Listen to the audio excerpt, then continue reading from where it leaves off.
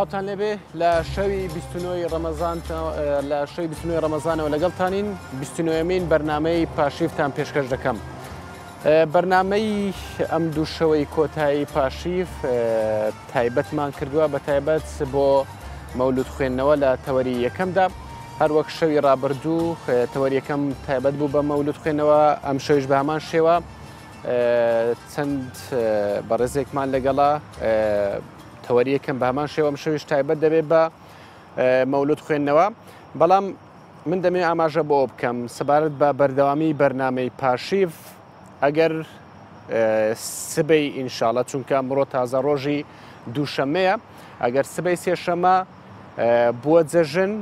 بەرنامەی پاشیف بە کۆتا دێت. بەڵام ئەگەر سبەی تەواوکەری ڕەمەزانی پیرۆز بوو، سێم ڕۆژی ڕەمەزان بوو، بەرنامەی پاشیڤیش بە هەمان شێوە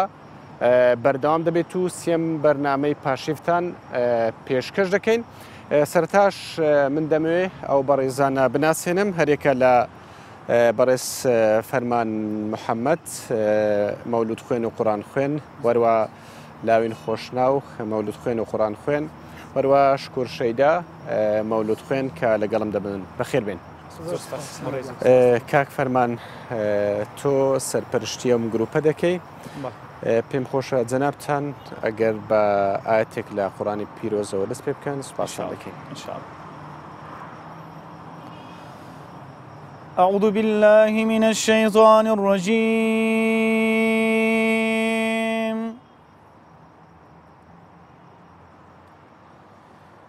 هو الذي يصلي عليكم وملائكته ليخرجكم من الظلمات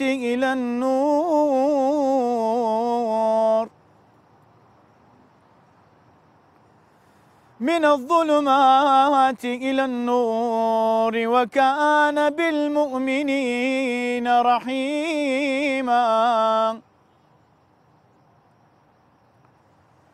تحيتهم يوم يلقونه سلام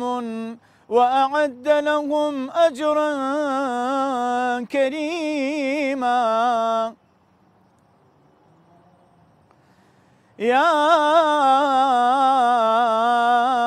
أيها النبي إنا أرسلناك شاهدا ومبشرا ونظيرا وداعيا إلى الله بإذنه وسراجا منيرا. وبشر المؤمنين بأن لهم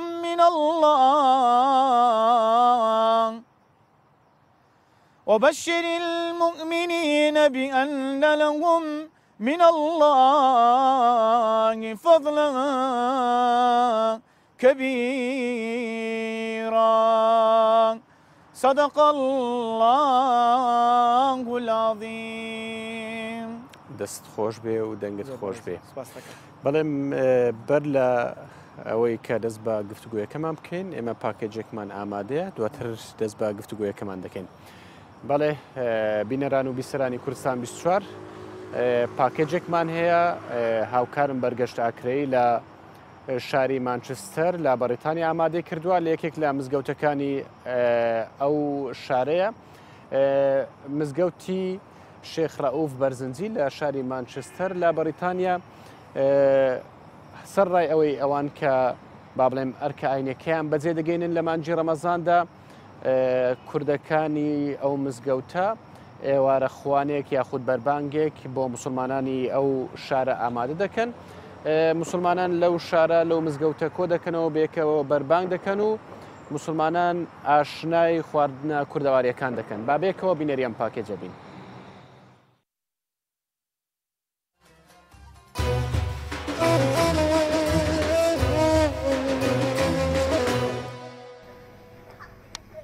مزگەوتێک تەژی لە نوێژ خوێن لە 5 فەرزەی نوێژدا زۆرترین نوێژ خوێنی تێدا کۆ دەبێتەوە.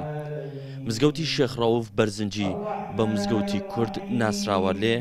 لە پاڵ نوێژ خوێنانی کوردەوە ژمارێکی بەرچاو نوێژ خوێنانی نەتەوەکانی دیکە نیشتەجێ ئەم شارەی تێدا دەبینرێت. شاری ماچستەر لە باکووری وڵاتی بەریتانیا لە نێو شارەکە و دەوروبەریدا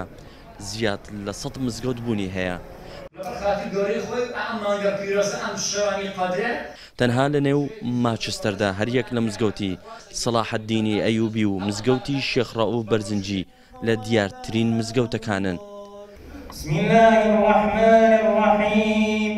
سیروان عەبدوڵڵا پێشنوێژ و وتارخوێنی مزگەوتەکەیە و ئەو دەڵێت لە پاڵ پەیامی ئاینەکە ئێرە وەک سەنتەرێکی ڕۆشنبیر و کەلتوری بۆ کوردانی نیشتەجێی شارەکە کەڵکی لێوەردەگیرێت. دیارە لێرە ئاماژمان بەڕاستی خزمەتکردنە بە هاونیشتیمانیانی خۆمان لە بواری کۆمەڵایەتی و بەڕاستی لە بواری پەروەردەیی سواز بۆ پەروەردگار توانیمانەکەوە پرۆژەی باشمان بۆیان هەبێ هەر لە نەوجەوانانەوە بەڵکو هەتاوەکو تەمەنەکانی سەرەوەی ئەو بۆ بەحەقەت لە بواری خێزانیشە بابەتی خێزانیمان هەیە و سواز بۆ پەروەردگار خزمەتێکی زۆر باشیان دەکەین. لە کاتی بەربانگدا ئەوان هەڵساون بە دابینکردنی خواردن و خواردنەوە بۆ ڕۆژوانان بە درێژایی مانگی ڕەمەزاندا. عەمار سەواف هاوڵاتێکی سووری شارەکەیە ئەو دەڵێت بە خۆشحاڵیەوە لەگەڵ کووردا لەم مزگەوتەدا وێکرا خەریکی یەکتا پەرستی و نزاکردن و نوێژ خوێندنن.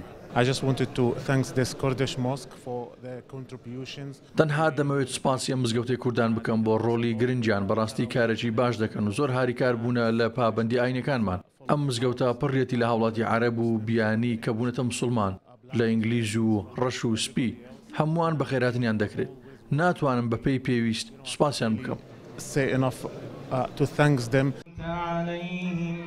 ئافرەتانی کورد لە هەمان مزگەوتدا شوێنی تایبەتیان بۆ دابینکراوە کە بەشداری لە نوێژی تەراویح و بۆنە ئاینی و نیشتمانیەکاندا دەکەن. ڕۆژانی پێش بەربانگ بە سعاتێکین بۆ ئێرە و ئیتر لەگەڵ هەموو خشکان لێرە کۆ دەبینەوە ئیتر بە پێی تواناش هەر کەس ئەتوانێت لە ڕێی خۆیەوە شیرینی دروست دەکەن شت دروست دەکەن هەموو خشکان پێکەوە و بەعزێکی خواردنێ هێنین لێرە ئیتر بۆ هەموو کەسێک. هەرێک لە مزگەوتی سەلاحەدینی ئەیوبی و مزگەوتی شێخ ڕەوف بەرزنجی چەند ساڵێکە لەلایەن ژمارەیەک لە خێرخوازانی کوردەوە دامەزراوە سەرڕای لاینی ئاینەکە کەچی وەک قوتابخانەیەک بۆ فێربوونی زمان و ڕەنووسی کوردی بە منداڵانی کوردی تاراوگەنشین سوودی لێوەردەگیرێت. لە پاڵ ئەوەی کوردەکان لەم وڵاتەدا خاوەن سنتەر و کۆمەڵی تایبەت بەخۆیانن لە هەمان کاتدا مزگەوتی تایبەت بەخۆشیان هەیە وەکو ئەوەی کە دەبینین زۆرترین نوێژ خوێنانی ئەم مزگەوتە کوردن لە ماچستەر بەرگەشت ئەکرەی کوردستان 24.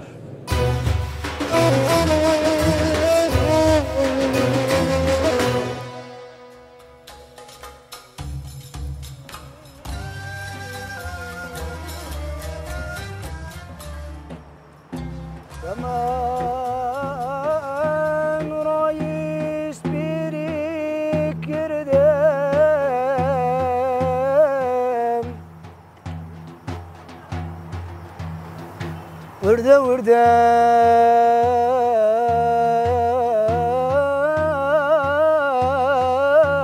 داير زاندم هیچ خوشیم ندی لدنیا دم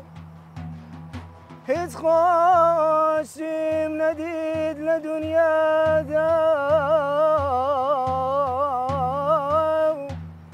ناوي توبو محمد دين جاندم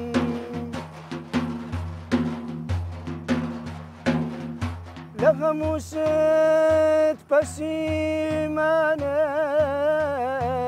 بشيمانم لغموشت بشيمانم لواي ككردم لزيانم خوزق اوي مسلمانا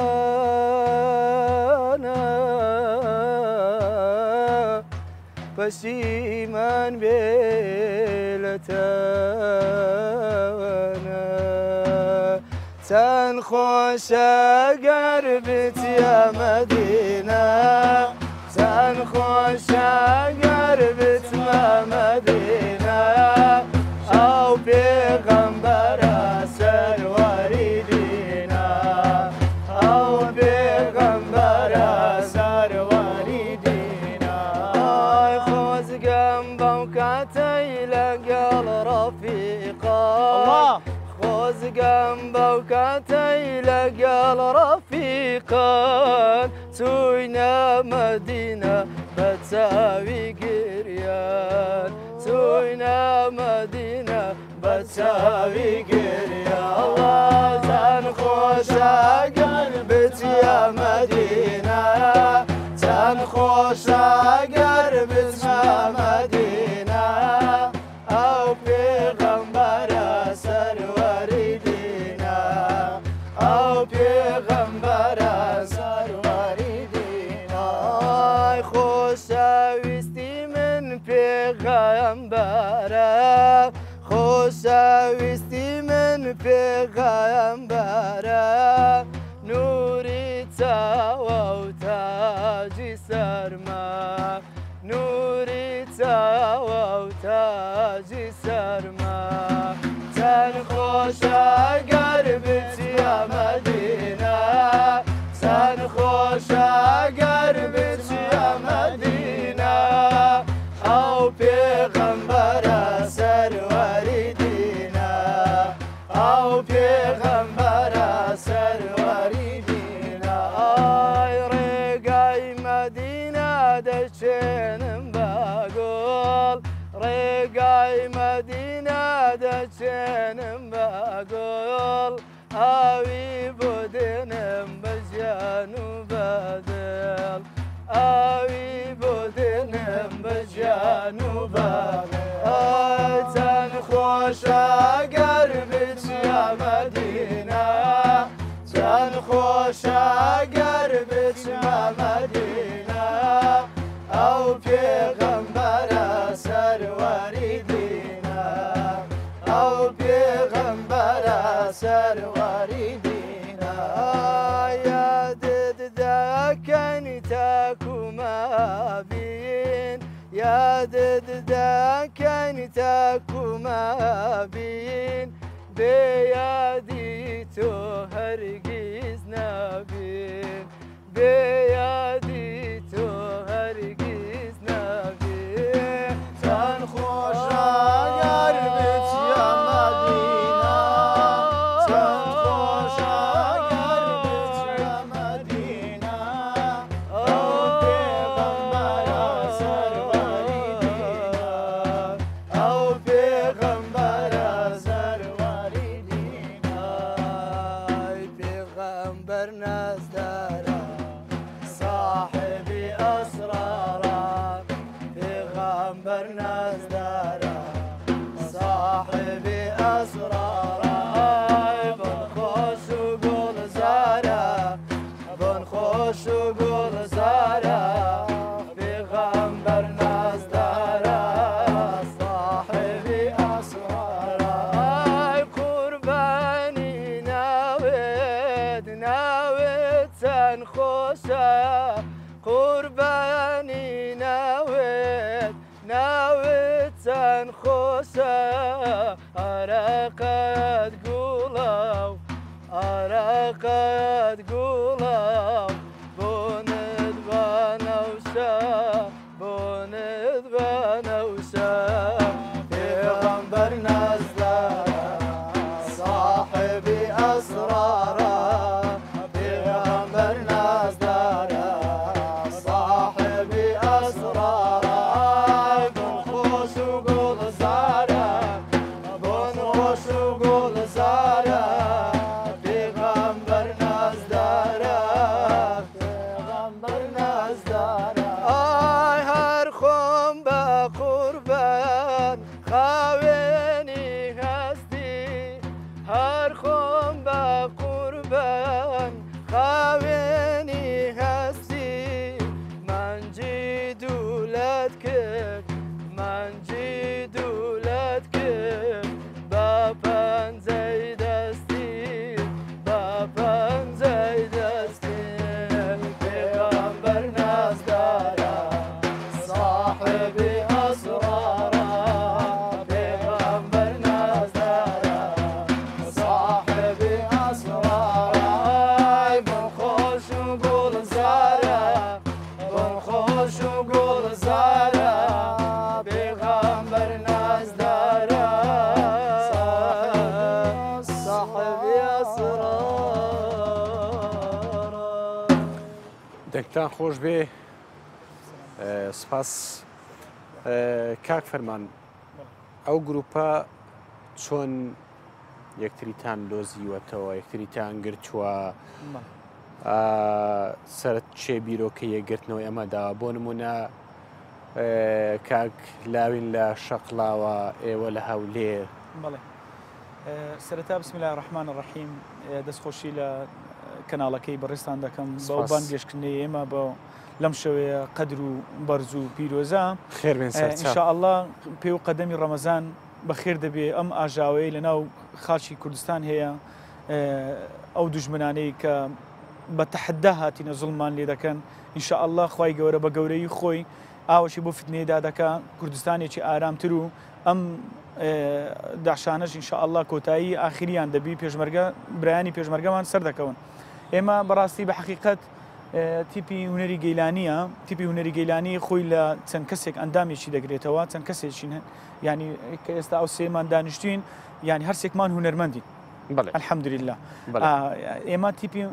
تیپەکەمان لە چەند ئەندامێکی تر پێکاتوە بەڵام ماوەیەکە لەگەر ئەم برا هونەرمەندانە بە خۆشحاڵیەوە خۆم بە خۆشحاڵ دەزانم کە لەگەڵ برا هونەرمەندانەوە لە تیڤیەکان و لە جێیەکانی تر کە پێ و کەودا دەنیشین توانیمانە تەنسیقێکی باشمان هەبی لەگەر یەک بتوانین ینی مەودایەک لە بینی یەکدری دروست بکەین هەرچیمان لە هەک بەدا بێ بۆ خزمەتی ئەم دینە و بۆ خزمەتی خەڵکەکەی خۆمان پێشکەشی بکەین. بەڵێ چۆن یەکتریتان ناسی؟ ئێمە خۆی عادەتی هونەرمەندان وایە هونەرمەندان زۆر لەگەر یەک تەنسیق الحەمدولله ناو هونەرمەندان زۆر تەنسیقمان لەگەر یەک باشە بەڵام وەکو کاک شکر و کاک لاوین ئێمە لە نزیکەوە ئاگاداری یەکترین ینی برادایەتێکی باشمان هەیە لەگەر یەکیان بۆیە گروپەکان یەک نزیشەوە کەس پاڵپشتیتان دەکا وەکو پاڵپشتی ناوەڵا وەکو پاڵپشتیمان نییە بە حەقیقەت خۆمان ینی بووینێتە خۆمان هاوکاری خۆمان دەکەین هەرچین بەرهەمەکانمانەکە لە تیڤیەکان زۆری لە تیڤیەکان پێشکەشیان کراوە زۆری لەسەر ینی مادیەکەی توانیمانە شتێکی وا پێشکەش بکەین الحەمدولله جێگای ڕەزامەندی خوای گەورە بی و جێگای ڕەزامەندی خەڵکیش بی ئەوەی کە جێبیستی بمن. باش کاک لاوینەوە چی ئامانجێکتان هەیە لەم گروپەدا؟ ئێمە ئامانجی ئێمە ئەوەیە سەرەتا دەستخۆشتان لێ دەکەم لە بۆ ئەو بەرنامەیە بۆ بانگێشکردنە ئێمە ئامانجمان پەیامەکە بگەینین پەیامەکمە بگەینە بەرامبەرەکەمان و دایمەن شعری جوانیش بڵێین ینی ئێمە سەرەتا ئێمە عشقی خوا و پێغەمبەری خوای صلی الله علیه وسلم بۆیە ئەم هونەرەشمان هەڵبژاردووە ئەگەنا ئێمە ڕێگای ترمان هەبوو لە بەرەوە ڕێگای ئەو ڕێگای لە پرسیارەکانم ئەمەیە با لە کاک شکر بکەم کاک شکر ئێوە ئەم سرودە ئاینیانە دەڵێن یاخود مەولود دەخوێننەوە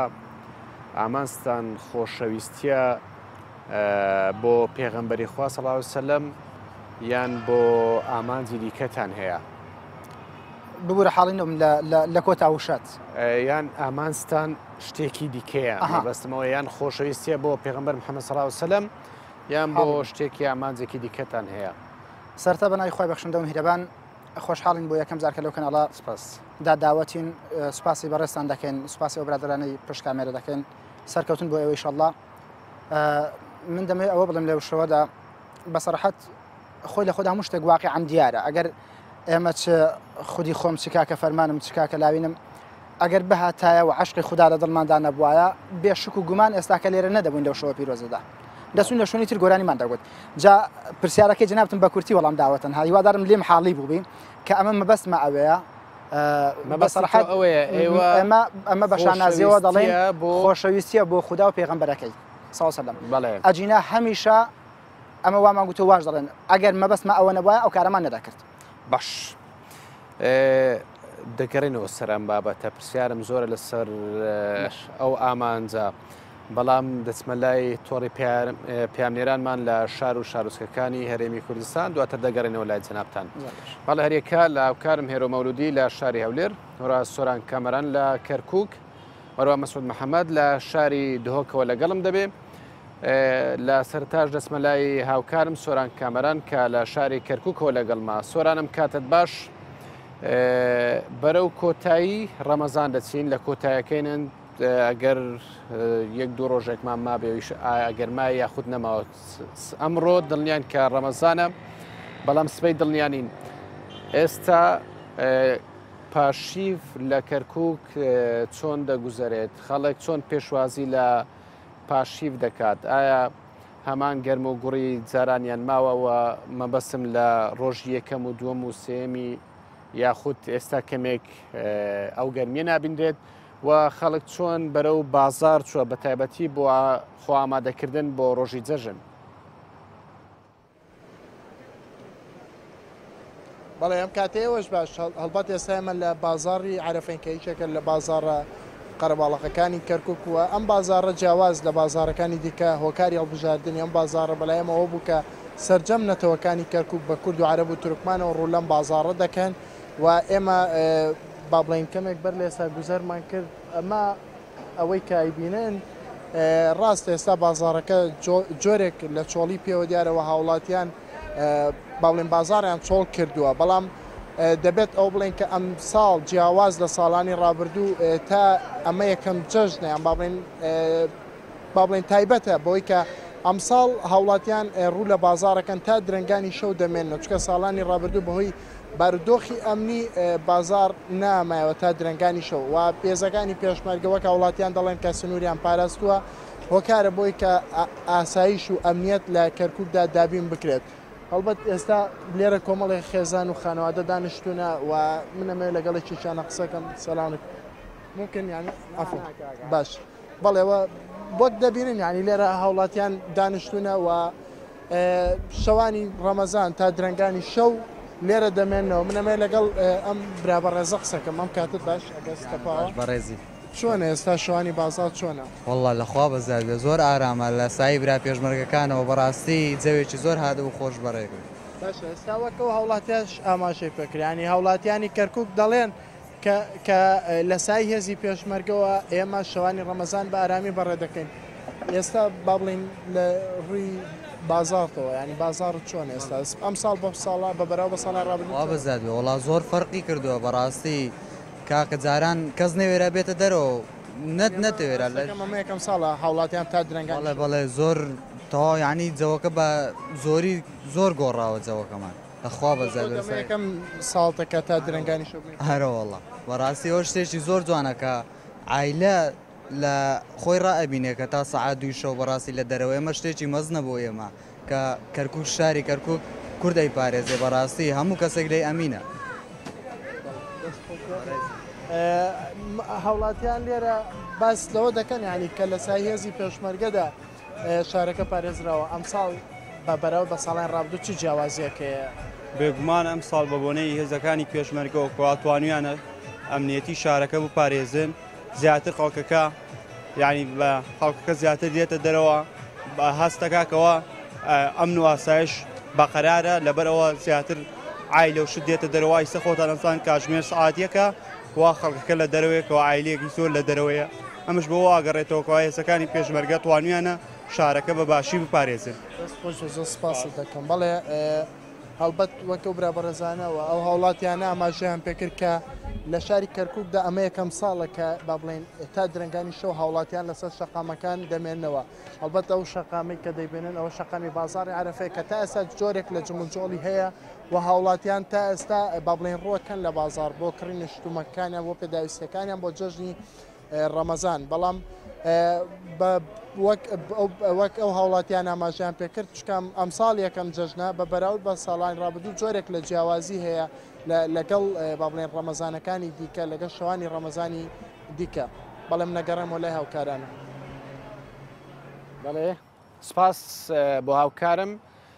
سۆران کامەران کە لە شاری کەرکووکەوە لەگەڵم بووی بەڵێ ساش دەستمەلای هاوکارم هێرۆ مەولودی کە لە شاری هەولێرەوە لەگەڵما. هێرۆم کاتت باش تۆ ئێستا دەتوانیت ئەگەر میێوانت هەیە لە هەر شوێنێکیت دەتوانیت پەیامەکەی خۆت بگەێنی و لەگەڵ میێوانەکان قسە بکەیت کە بەرەو کۆتایی مانگی ڕەمەزان دەچین.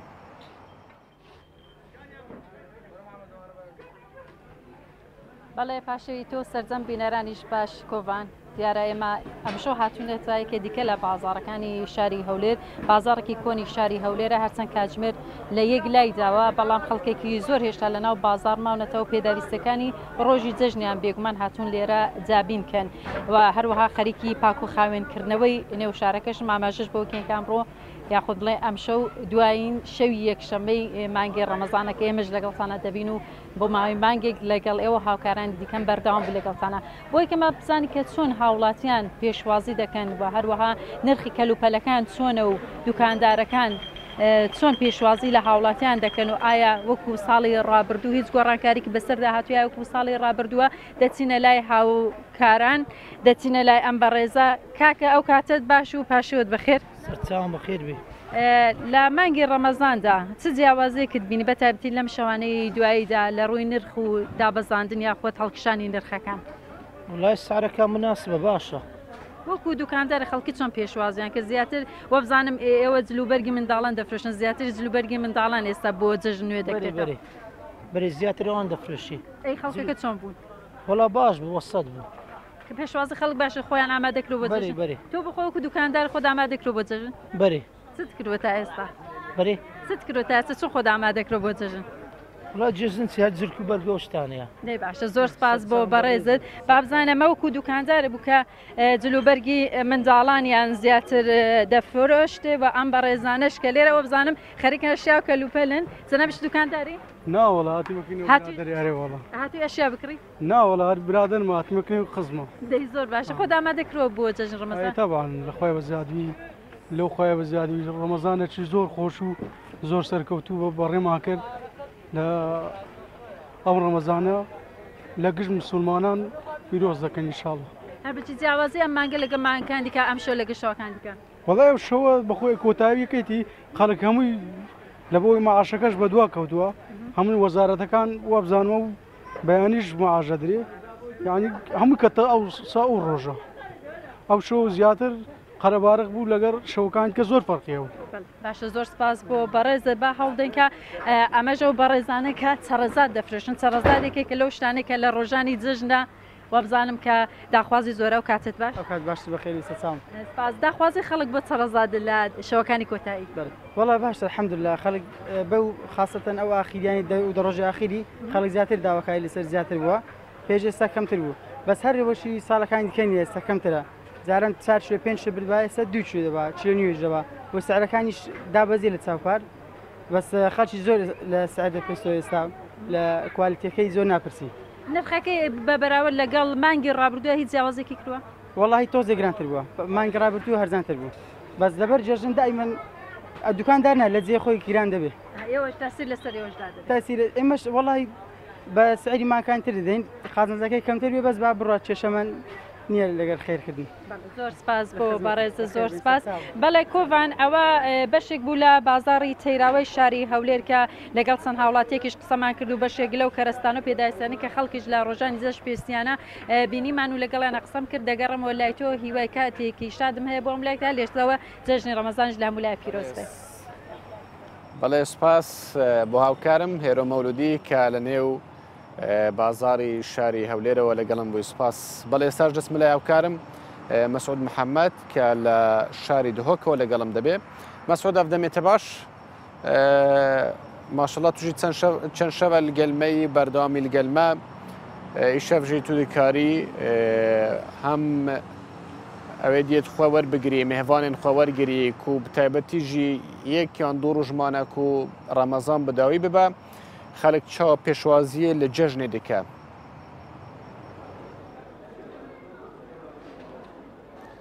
بەلە دەمێتە باش بێتن کۆڤان دیارە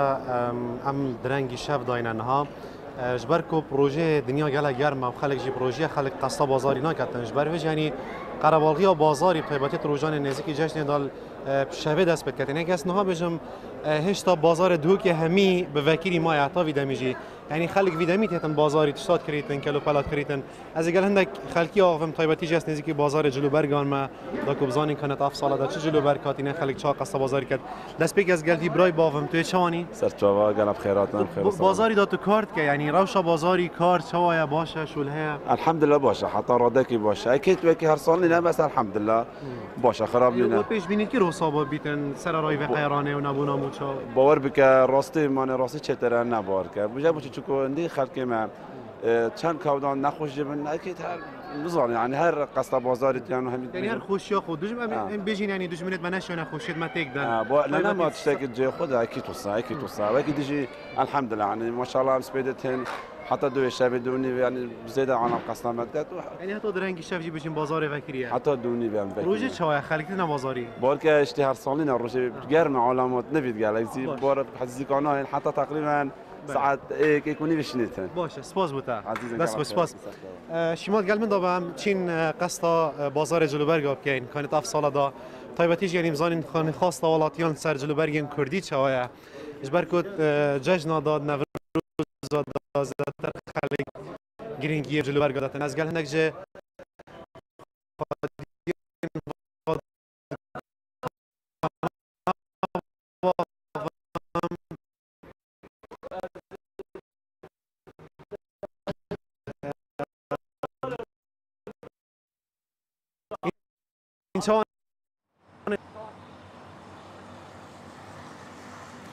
بەڵێ وا دیارە وێنەکانی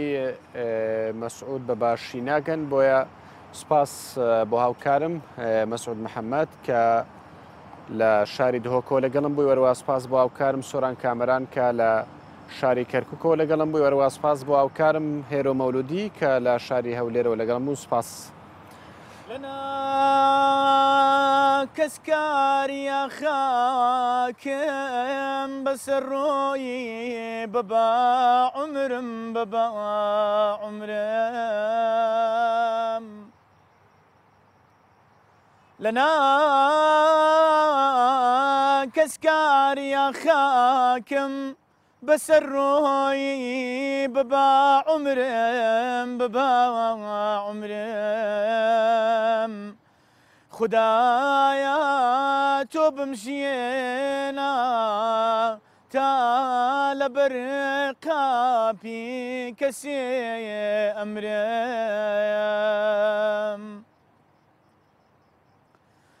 أتزل دورم ددايا عاجز بواداي دور تسليما دور تسليما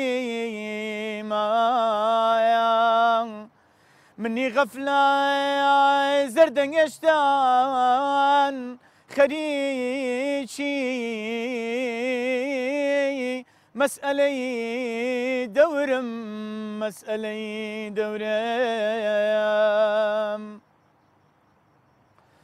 خيالي بوتي دنيا ودماغ ظلمي بيتساوى قيامد قيامد هرمق الروجي قيامد هرمق الروجي قيامد بيت وفكرم آي آي آي آي بمولاي قرب مولاي ضل بقربان دنبينا بين بمولاي قرب مولاي ضل بقربان دنبينا بين بدل قرد المطيع بند فرمان دنبينا بي بدل قرد المطيع بند فرمان دنبينا بي اي كسيما يا خشودي كسبي دولتي قريبي محبد بي كسي ما يقصد كسبي دولتي قربي محبة بين غلامي بو غلاماني غلامان دين بنا بين غلامي بو غلاماني غلامان دين بنا بين بمولاي قر لمولاي ضرب قربان دين بنا بين بمولاي قر لمولاي ضرب قربان دين بنا بين بدر قرد المطيع بند فرمان دين بنا بين بدر قرد المطيع بند فرمان دين بنا بين زهوري يا نور توري معرفة بوت سابي بنوري زهوري يا نور توري معرفة بوت سابي بنوري لتوزي سر مرنجي خاشي دامان دين بنا بي لتوزي سر مرنجي خاشي دامان دين بنا بي بمولاي قر لمولاي ضرب قربان دين بنا بي بمولاي قر لمولاي ضرب قربان دين بنا بي بدر قرد المطيع بند فرمان دين بنا بي بدر قرد المطيع بند فرمان دين بنا بي أودميك يا رسول الله زور عزيب شوا وظليم ظليم برقدوا بالاي حضرتي محمد صلوات لبر عشقي تو يا قربان نمايا وظليم ظليم هل وكون بلبل لني قل زاري دما وظليم تلبوني عتر قلبكم قربان قربوني نبي بومن قربوني نبي بومن شون ساكن دبي يا رسول الله يا وظليمن قرتاوي بتونك حبيبي يا حبيب الله طبيبي يا رسول الله حبيبي خير خلق الله طبيبي نور عرش الله الله لا جملة كائنات أمره سارا ساير شاديا إمشاو بابوناي سرواري على مبارك باري يا إمشاو الله الله حبيبي يا حبيب الله طبيبي يا رسول الله حبيبي خير خلق الله طبيبي نور عرش الله الله الله بهاري زندكي وجواني بعشقي توسو توايا بسيناي أجرين مدا بزاناتيني ناوى الله الله لا جملة كائنات أمشاو ساران سایر شادیا امشاو بابونای سرواری عالم مبارك باريا امشوا الله الله حبيبي يا حبيب الله طبيبي يا رسول الله حبيبي خير خلق الله طبيبي يا رسول الله دەستان خۆش بێ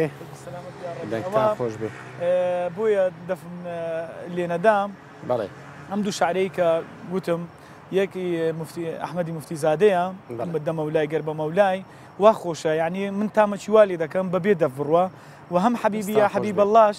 یعنی تامەچی یعنی نەناو خەڵکی خاستە نەناو خەڵکی عامی کوردستان تامەچی خۆی هەیە کە شتێکی وا دەرێ خەڵک عزی لێ ینی بۆیە دەفم لێ نەدا لەوە شتەکە زیاتر شەق و زەوقی خۆشتری پێ خۆش بێ زۆر بەڕێزی من پێم خۆش بوو سپاس دەکەم بەڕێزی سپاس دەکەم دێمە سەر ئەو بابەتەی کە وتمان ئامانجی ئێوە چییە زۆر جار دەبینین بڕێک پاداشت یاخود پارە لە بەرامبەر مەولود خوێندنەوە وەردەگیرێت جوانە ئایا لە وەزارەتی ئەوقاف هیچ بەرە پارەیەک دیاری کراوە لە بەرامبەر ئەو کارە خۆی بەئیزنی ئەو دووبرا بەڕێزەش یعنی حقیقەت وەکو دیاریکرا و دیاریکراو نییە لەبەرەوەی دیاریکراو نییە جەنابەت بەیانی مەولودێکت دەبی ئەگەر بە من بەدەنجی من رازی نەبووی دەچی دەنگێکی تر دێنی خۆی لە مەولود خوێنەکان ئیشکالێک دروست هەیە یعنی ئیشکالێک لە بینی مەولود خوێنەکان هەیە ئێمەی بەو دوایە کە ئەم گروپانە بەو دوایە دروست بووین يعني الحمد لله جێگایکی ئەوشکالت چییە ئەو کێشکالەکە چییە یعنی خۆی ئەوانەی کە پێشتر ڕێزمەوە ئەوان ئوستازی من کە باز دەکەم مەقسەدم ئەوە نییە لە شانیوان کەمکەمەوە چکە ئەوان ئوستازی من ئەوان گەورەی ئێمە چکەوان کە یەکەم جار هاتوونەتە سەمەی بەڕاستی ینی ئێمە نەبووین ینی حقیقت لە ساڵی هەشتایەکانەوە مەولود خوێنانە هەبوونە وەکو مامۆستا نەوزاد و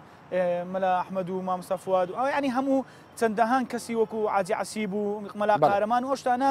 زۆر هەبوونە ئەوانە دەیان خوێندەوە مەولود خوێن بەڵام ئیشکالەکە لە چ دروست بووە لە مەولود خوێنەکانی ئێستا دروست بووە ینی ئێمە کە گروپمان پێکەیناوە ینی هەموو سۆز و خۆشەویستیەکمان داوەتە ینی محبەتی پێغەمبەر صلی الله علیه وسلم یەکەم خوای گەورە دووەم پێغەمبەر صلی الله علیه وسلم ینی زیاتر مادیان خۆم ینی بە حقیقت يعني دەتوانم بە جێگای و برادرانە شۆ قسە بکەم ینی خۆمان کە دەچینە مەولود خوێنەکان باوەڕ بکە ینی بە شتێکی زۆر کەم ڕاستی دەبێت ینی زاری وا هەیە وەکو پاداشی زۆر ناگرین بەڵێ واتە ئەوان لەوە دڵگرانن کە ئێوە ئەو بڕە پاداشتە وەرناگرن یاخود پاداشتێک دڵگرانیەکە زانی لە بازاڕی ئەوانتان کەم کردوتەوە بەخۆی بازار کەمکردنەوە نییە خۆی بازار کەمکردنەوە لە بینی ئەگەرنە ئەو کێشەیە بۆچی دروست کێشەکە دەزانی خۆ دەڵێ کێشەکە لەسەر بۆ منە ئەو بڕە پارەیە کە ئێوە دەچن وەری دەگرن دەزانی ئیشکالەکە چیە ئیشکالەکەمان لە مەولود خوێنەکانی ئێستا ینی وەکو منە کە پێڕاگەیشتم وەکو لاوینە کاگ شکر شەیدایە ئەمانە کە پێڕاگەیشتوین ینی تموعیمان پارە نییە ینی ئێمە کە هاتوینە ئێستا لە بەرنامەکەی جەنابەتەوە هاتوین ئەو شتێک کە پێمانە ئەو بەهرێکە خوا بە ئێمەی بەخشیوە بیبەخشین بە خەڵکەکانی تر ئەوەی کە لە تواناماندا هەیە ئەو دەنگ و سەدایە کە خوا بە ئێمەی بەخشیوە الحەمدولله بتوانین لە ڕێگای دینەوە ینی پێشکەشی خەڵک بکەین ئێمە هەدفمان ئەوە نییە کە پارە وەربگرین هیچ کاتێکیش هەدفمان ئەوە نەبوو بەڵام ئیشکالەکە کە دەرێم دروست بووە ینی خۆی کابرا پێشتر کەمە جەناب ینی سبینی بەیانی ئینشاءڵڵا نازانم ژنت هێناوە یان ناگەژنت الحەمدولله گەشتت بینی سبینە یەکەکی بانک بکەی یعنی کە مەولود خوێندەوە مەلا نەوزاد بی یان یەکەشی تر بیان یەکەشی تر بی مع احترامات لە بۆوان مەولود خوێن لەگەر سعری ما فەرقی هەیە ئەمە ئیشکالەکە زیاتر ئەوەیە باش مادیەکەیە زیاتر باش بەڵێ بە کورتی قەوسێک لەسەر قسەکانی کاک فەرمانجان طبيعي كاك فرمان قسەکانی هەموو ڕاست و دروستن هیچ گومانێک لەوەدانێ بەڵام لێرەدا زیاتر ئەمە دەتوانم بڵێم وەکو کۆمنتێک لەسەر قسەکانی ئەو دەتوانم بڵێم لەگەڵ ڕێز و حورمەتم کەسانێک هەن پێیابوون دێن دەڵێنە تو کاکە گیان وەرە ئێمە بە دەوەرەقە بۆ دەکەین کوری بابەجی ئاخر دەوەرەقە مەبلەغێکی خەیاڵیە حاڵی بووی مەبلەغێکی خەیاڵیە باشە کاکەجان ئەگەر ئەتوو خۆت بوو یەکلایە کردوێتەوە بۆ خوا کاک فەرمان ئەمن لێرە بە واقعی ئەمە لێرە مفتینین فتوا بدەین یا ئەوەڵەن مفتینین فتوا بدەین دووهەم دەبی ڕاستەکان بخەینەوە سێم حقیقەتی پێغەمبەر صلی الله علیه و سلم ئەگەر ئەمن ڕاست دەکەم بۆ خۆشەویستی پێغەمبەر ئەوە بۆچی پارە وەردەگرن باشە ئەگەر ئەمن بۆ خۆشەویستی پێغەمبەر صلی الله علیه و سلم ئەوە هاتوون دروستە بەڵێ هاتوون بێ بەرامبەر بەڵێ ئەو قسەیەش دەکەمە بەسمی شتێک نیە وادارم باڵ لێم تێنەگەر بەڵام ئەوە بێ بەرامبەرە باشە بۆ کەسانێک بێن ناڵم بەو بەرنامەکە جەناب هاتوون ئەو شتیان کردووە بەڵام بۆ کەسێکی دیکە بۆ تەلەڤیزیۆنی دیکە بۆ تیڤیەکانی دیکە باشە بۆ پارەوەرگرن هۆکارەکەی چییە؟ ئەمن حەزم لێ یعنی ئەوم بڕۆم بچۆ ڕۆژێک لە ڕۆژان ڕاستی خۆشنی ئەو شتێکی بەڕاستی ناوی ئەوانی دیکەش پیس دەکەم ڕاستی شتێکی جوانی بورجان جەنابیشت کۆمنتی لە سەقسەکەی بوو بۆچی پارە وەردەگرن دەزانی ئیشکالەکەی مە لە چییە؟ ئیشکالەکەی ئێمە جیازە ئەو جیازێککە ئێمە دەینین ئەو جیازێکە ئەمە دەیبین ینی وەکو شتێکی ڕەمزیە ئەمە لۆ جیازەکە وەری دەگرین و ئەم ئەو سێ کەسێک چوار کەسێکە بە گەرمان کەتووە شتێکی ڕەمزیش بدەینەوە لەو بڕە پارە زۆرەیە کە وەری دەگرن ئەوە دەگەرێتەوە سەر شەخسەکان ناگەرێتەوە سەرەوە دەگرێتەوە سەر شەخسەکان مەجای ئەوە نادەمە کە پرسیاری دیکەم لێ بکەی ئەو قەوسەیەش مادەمەوە لێ هات باشەکە تەواو ڕوون بێتەوە براکەم باشە کەسانێک کە مەبلەغێکی ئاوا زۆر داوا دەکەن و لە هەما کاتیشدا لە دوو سێ شوێن دەوام دەکەن و معاشیان هەیە ئەوە حەقیقەتێکە ناتوانین ناوەکان بدەین ئەجینا دەتوانم بۆت بژمێرم بەخوا بەلیست مەبەستم ئەمە بیدات قسەمانە سەرەوە کرد باشە منێکی قوڕ بەسەر و بەدبەخت کە ئەلحەمدوللا تا ئێستا مەعاشێکم نییە و ناشمەوێ بەڕاستی لە هیچ شوێنێک نامەوێت لەبەرەوەی لەگەڵ ڕێز و حرمەتما وەزارەتی ڕۆشنبیری منی پێ قبوڵ ناکرێت وەکو نەرمەندێکی ئاینی باشە سەیرم بەوە دێ بەڕاستی ئەوان کەم تەرخەمن هۆکارەکە ئەوەیە و دووهەمیش ئیشکالی ئێمە لەسەر ئەوە نێک ئەو پارە وەرەگری عافێتی بێ با بخۆ وەگری بەڵێ شێشم نێ باش دەستا خۆش بێ پەیامەکەتان گەیشت سپاس چ بەرهەمێکی دیکەتان هەیە دەتوانن ئێستا پێشکەشی خۆی هەیە ئینشاءالله پێشکەشتان دەکەن وابزانم بەرەو کۆتایی دەچین وابزانم دوایین بەرهەمتان دەبێت جا ئێوە خۆتان دەتوانن اتفاقێک لەسەر جاکەی کاکشکۆ سرودەکانی خۆی بڵێ ئەو کاتە بە ویداعەکەی کۆتایی پێدێنین و باش ئەگەر بە کورتی بێت ینی زۆر درێژی نەبێ سپاسانەکەم لە خزمەتاندادن ئینشاءالله هاوکارانم دەڵێن 4 دەقەتمەوە بتوانن لە 4 دەقە ئەوەی هەتانە پێشش پێ ئینشاءالله پێشکەش دەکەین زۆر ساک ئینشاءالله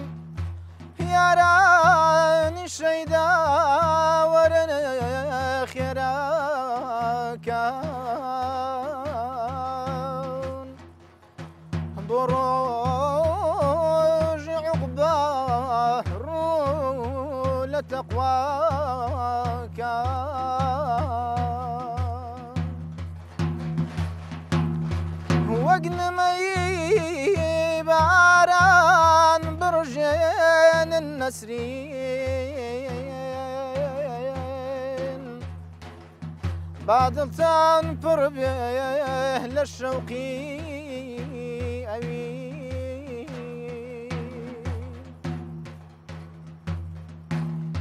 ئەی عاشقانی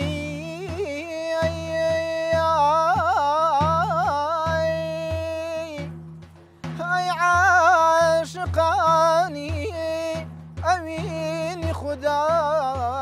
ئەوینی خوددا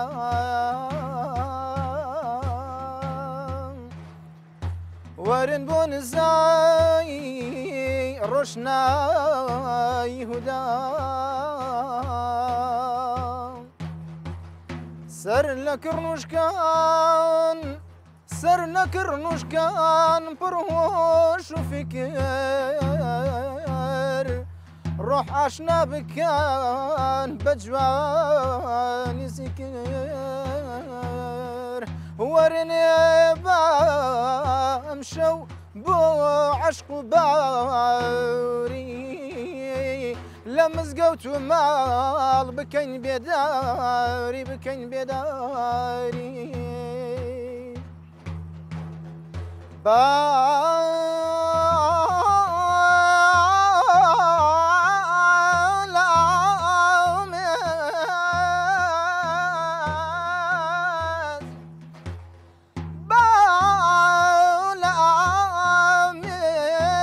ئەم شەوی قەدر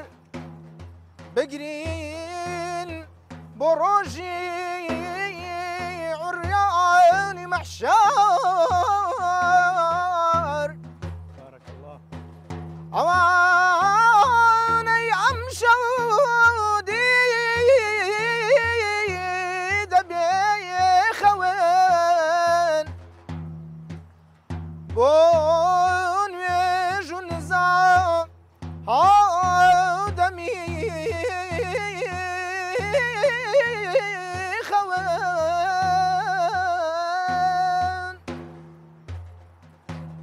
بۆ نوێژ و نزا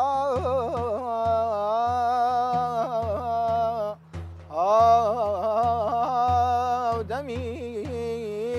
شەون لە چاویان دەڕژێ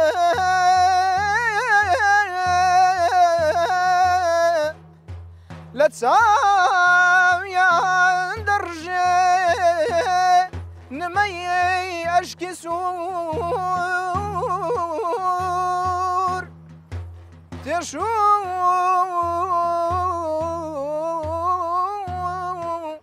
کۆ دەکەن بۆ سەفەری دوور هیوادارم بەدەستان بێت سپاس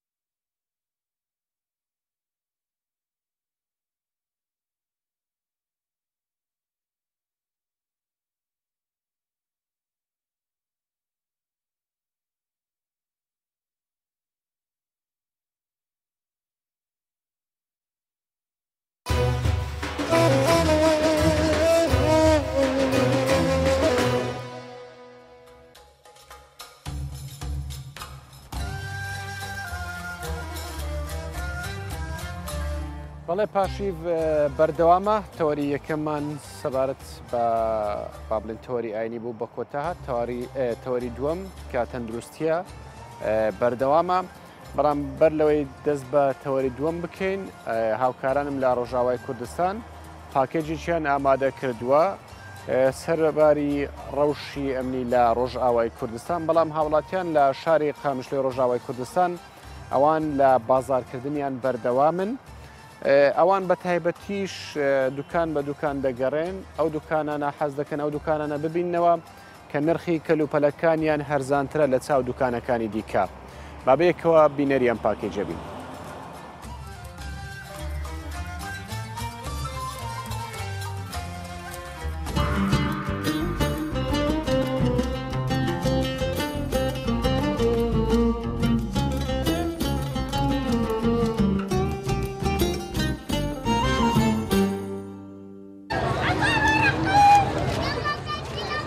بازارên gelêrî di salên dawî de gelekî çalak bûne û hejmara xelkên ku serdana wan dikin zêde dibin nemaze di demên helkeftan de wekû cejna Remezanê. Bazara Hettîn li bajarê Qamişlo yek ji wan bazaran e ku rojên berî cejna Remezanê de bi awayekî balkêş çalak dibe. Xelkên Qamişlo diyar dikin ku nirxên pêtiviyan li vê bazarê ji bazara sereke kêmtirin. Her wiha ji aliyê ewlehî ve parastiye û metirsî li ser xelkên serdana wê dikin tune ye. ئەم هاتن بێ سوکێش بۆ کێف و خۆشیا دنیایێ ئینشەڵڵا ئەم هاتنش بۆ ئەرزانبوونێ و وەک ئێگۆ بێ ترس و بێ تشتێک و مەرۆش فیجاراتا ترسێ مەرۆش تشتا ترسێ چێترم تێن کورمانجێ منەوە مش کورمانجێ خۆ بکردن چێترم هەرج غەینی وان بکردن و لێدەکەی ئەرزانی و باش و غەینی وڵۆتنێ Bazirganên vê bazarê ji aliyê xwe ve tekez dikin ku nirxê keresteyên bazara Hettîn ji yên bazara sereke kêmtirin û bêhtirî bikarhêneran an gozibûnan ji taxên derdorê ne. Her wiha didin zanîn ku rewşa aborî ya welatiyan û buhabûna cilûbergên cejnê dihêle xelk berî bidin vê bazarê ta bi nirxên kêm haziriyên xwe bo cejna Remezanê bikin. Berê tevgera wêna new qeşî xurt bû. لێ لەگۆر لە ڕەوشە ئەمتێر دەرباس بوونێ یعنی سوکا مەزن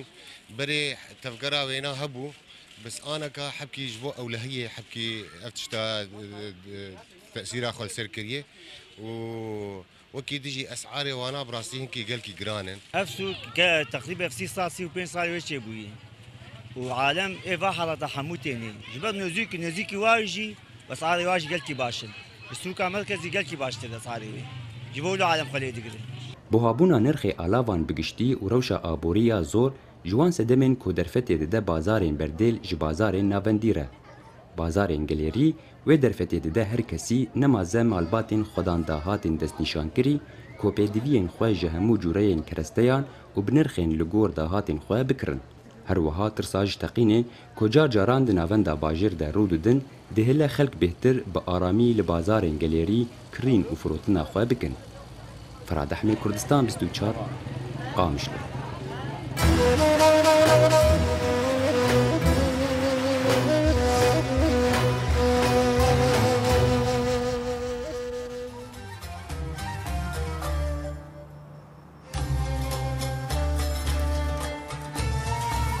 بەڵێ دکتۆر دلشاد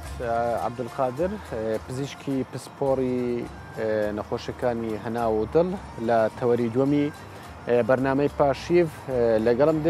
لەگەڵم دەبێت کە بەرنامەکەی یاخود تەوەری دووەم تایبەتە بە هاوسەنجی خواردن وەروە باس لە نەخۆشی دڵ و ئەو نەخۆشیانەی تایبەتن بە پسپۆڕی دکتۆرەوە گفتوگۆ دەکەین. دکتۆر بەخێر بێت. مانگی ڕەمەزان وا بەرەو کۆتایی دەچێت ئەمڕۆ 29ە ئەگەر سبەیش ڕەمەزان بی دەبێتە 32 ڕۆژمان ماوە ئەگەریش ڕەمەزان نەبوو جەژن بۆ یەک ڕۆژمان ماوە تەنیا ئەمڕۆیە. ئایا چۆن ئەو هاوسەنجێ بپارێزین کە لە مانگی ڕەمەزاندا خواردنێکی کەم خوراوە لە ڕۆژانی جەژندا ئەو هەموو خۆراکە ئەو هەموو خواردنە بەیەکەوە نەخورێت ڕێنمای چیە بۆ خەڵک چۆن بتوان ئەو هاوسەنجێ بپارێزن؟ بناوی خۆی بەخشندەوە میهرەبان بدات حەز دەکەین ئینشاءڵڵا ئەو خەڵکێکەوە بە ڕۆژی بووە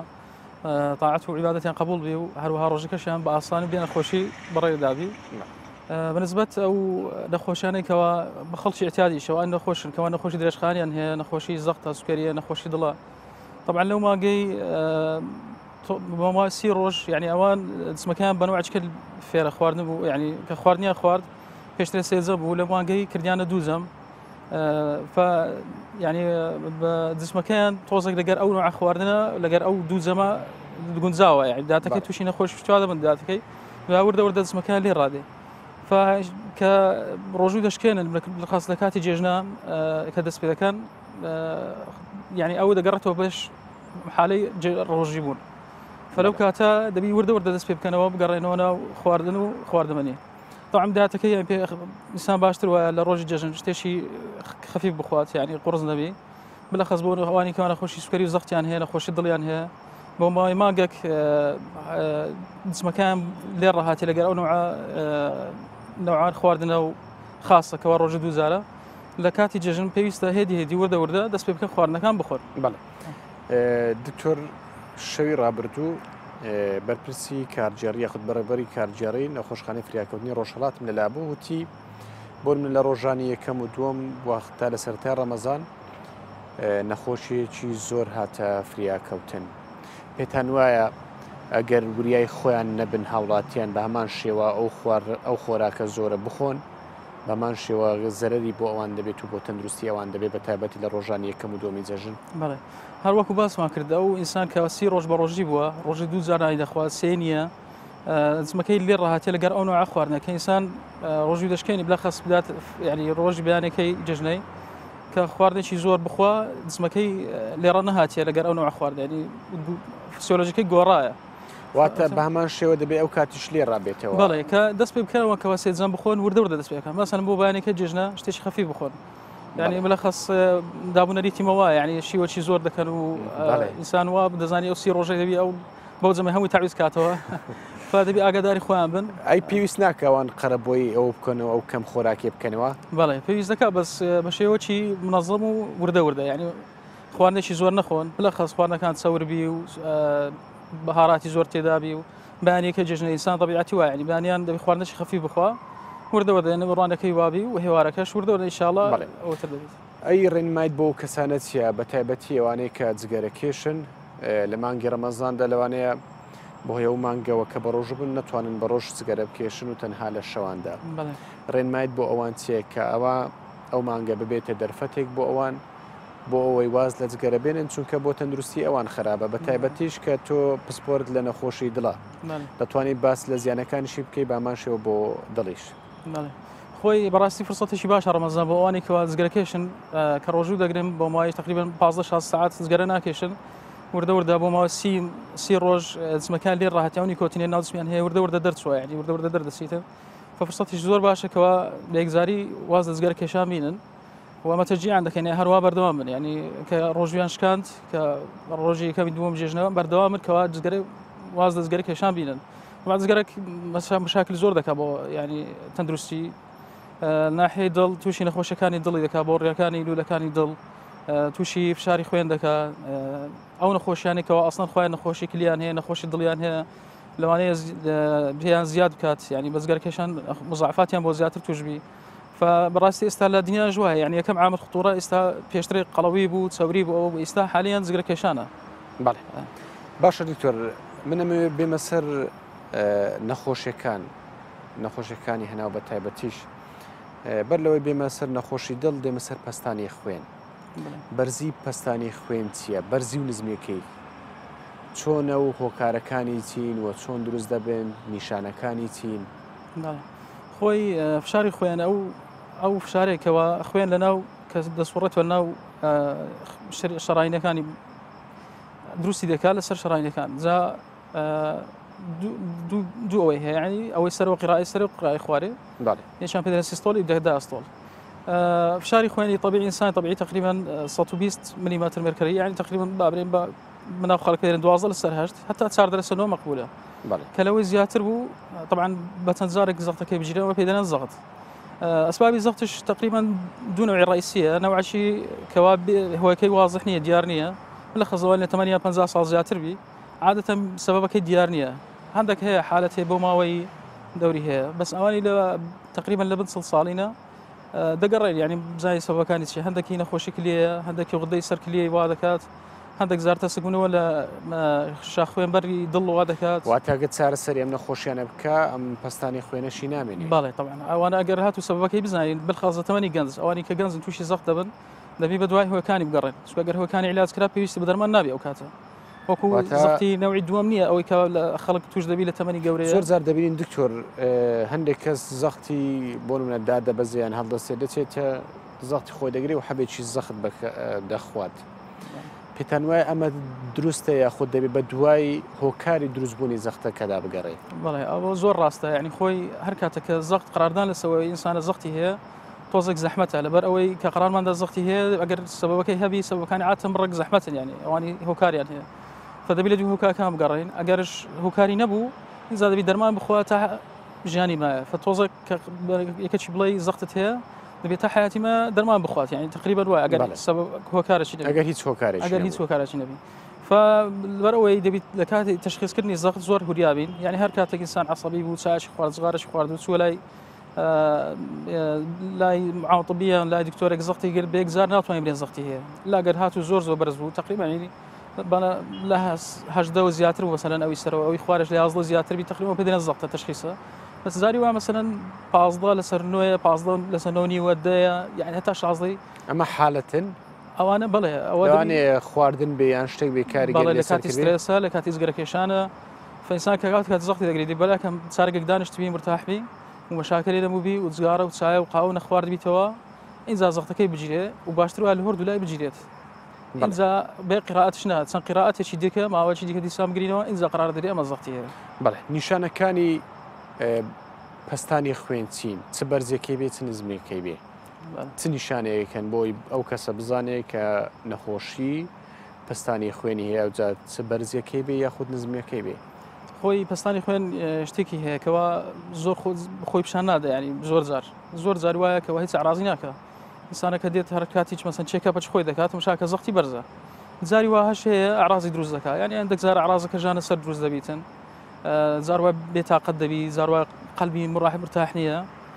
و جاری واشە بە مزعفات دەی وا هەیە مەسەن ئاگالی نییە زەختی هەیە بە مزعفات توش دێت مەسەن دووربی ینی مەسەن تووشی زەڵتەی مێشکی دەبووە ئاگالی بە زەختی بەرز بووە تووشی عەجزی کلێ بۆ وردە ئاگالی نەبووە تووشی عەرزی دڵی کردیە زاو مەشاکلی وایە ینی زاروا بەم تاقیداتەوە دێت شەرنی هەر بە سادەی بەدیارکەوێتن ئایا هەموو سەر ئێشانێک بەرزبوونەوەی پستانی خوێنە چونکە زۆر زار دەبینی لەناو ئێمەدا باو بوو هەر کەسێک سەری بێشی دەڵێ لەوانەیە زەختت هەستا بێ ئایا هەموو سەر ئێشێک بەرزبوونەوەی پستانی خوێنە بەڵێ نەخێر هەموو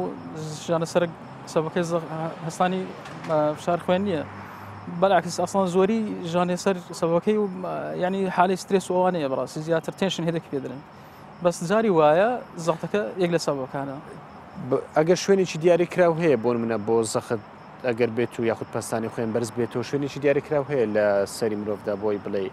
بڵێ ئەوە نیشانەی بەرزی پستانی خوێنە یعنی ئاتەن ئەگەر زۆر بێشێت هەموو دەیشێ ینی وەکو تەوقەچی وا دەبی لە سەری ینی شەرنی لە پشتی دەبینی دەڵێ پشتی سرم دێشێ و نازانم چی و ئەوەی کە پشتی سەری بێشێ نیشانەی بەرزی پستانی خوێنە ئەمەیان ڕاستی زۆر ڕاستنی نەخێر نانی هەموو سەری دەگرێتەوە عادەتەن بەس ینی خۆی وەچ پێ وتی زۆر جار بە ژانە سەر نایە زات ینی هەر خۆی بدون عراز دێ زاری وایە زاری واشە حالەتەکە عکس دەبیتەوە ینی خۆی ئینسانەکە تێنشن هێدێکی هێز سەری دێشێ تۆزێک فشارەکە لێگە بەرز دەبیتەوە سەبەکەی وایەوە سەری دێشێ ئینسان هەر ڕەحەت بووە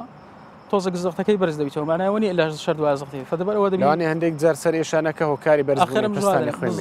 جا ئەو یەک دوو دەرەجە کە زیاد دەبی حەذر بین لەگەر ئێمە وەکو دکتۆر قرار بدەین کە زەختی هێنا یعنی دەبیست لە دوی سەبەبی ژانە سەرەکان بگەڕێن لە دوی ئەو سەبەبانەی کەوا تووشی ژانە سەر بکە بگەڕێن سەبەکانی چیە ئەو ئاخرەکەشی زەختەکەشی دیتە سەر یعنی لە سەبەکان بەرزی و نزمیەکەی چ جیاوازییان هەیە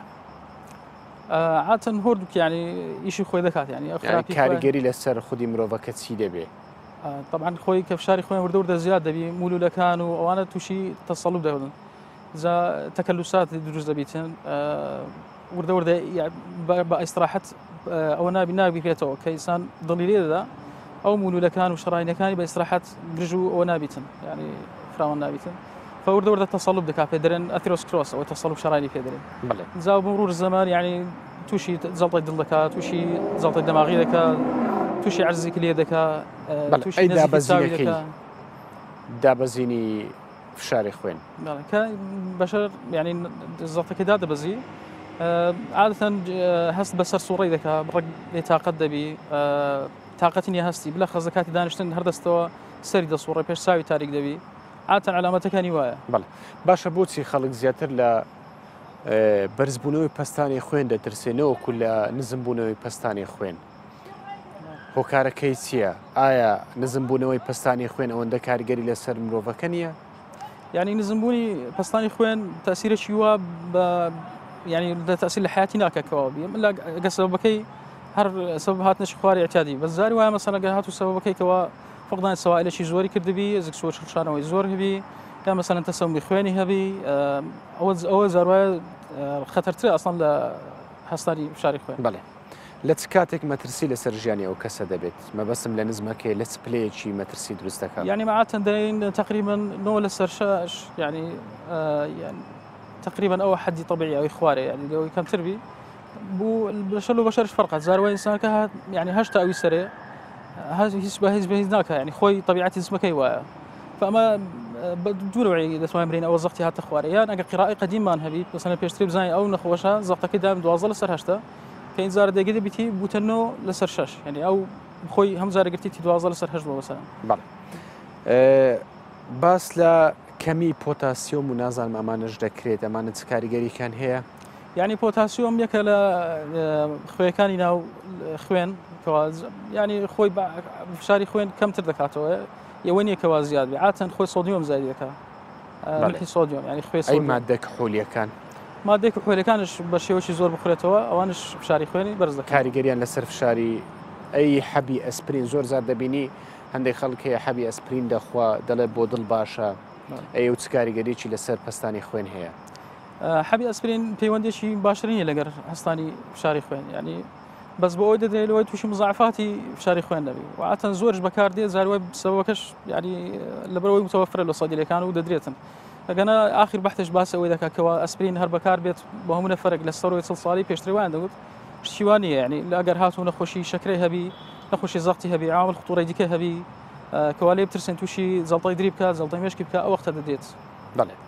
اي زوري كيشي لش طبعا زوري كيشي لش يقل سبب كاني كوا هستاني فشاري خوين ونخوش كان الدلو وهروها اواني كان خوش الدلو سكريان هي زغتيان هي قلوي بي زياد يعني مضاعفاتك زيادة دبي زور بيستا كيشي وزنيان داغرن لا حدود طبيعي بله بين السر نخوشي شكرا نەخۆشی شەکرەچیە نیشانەکانی نەخۆشی شەکرەچین یەکێکە لەو نەخۆشانی زۆر زیاد دەڵێ مرۆڤ هەستی پێ ناکە خۆی نەخۆشی زەخت و شەکر یە مشکلیان هەیە زاروە هەست پێ ناکرێت تا ئیش خۆی کردیە ینی بلەخە سوکەری لەوش لەبەرەوە تەوعیە صحیحی باشمان نییە ئێمە بەڕاستی یعنی خەڵکەکە زۆر هەشاری خۆی نابێت ناحیە تەندروستی نەخۆشێک شەکر ئەوەیە کەوا نسبەی شەکر لە ناو خوێنی زیاد دەکات عادة دو نوعي هي زوري بس دو نوعي رئيسي هي نوعية كام أو يبيدرن لمدالا زياترة كوا إنسولين لازمي دروز ناكات إنسولين مادة أو شكل دباتنا وشانكاني لشي نوعي دوم من أو إنسولين كي هي بس باش إجناكا يعني بالضبط وشي ممانعي بوابين يعني تقريبا وايا فأو شناتواني أو إنسولين كوا دروز دبي ناتواني بشي أو شكل ناكا كوا لأخواني بيباتنا وخانكاني لشي أو نوعي دوما نیشانەکانی چین نیشانەکانی ئەو کەسە چۆن بزانێ نەخۆشی شەکرەی هەیە بەڵێ عاتەن خۆی ئینسانەکە قەڵەوە ئەوە نەوعی دووەم عاتەن قەڵەوە نیشانەکانی تر ئاوی زۆر دەخوا دەوی وشک دەبی میزکردنی زۆر دەکات زیاتر عڕازی وایە زاری واشە ئەگەر ئەوە بەردەوام زۆر ینی ئاگەری تەندروستی خۆ نەبی بەمرۆر زەمن بە مزاعفاتەوە دێ و عاتەنش هەیە ینی نەخۆشی وا زۆرە کەوا بە مزاعفاتەوە دێ مەسەلەن عصابەکانی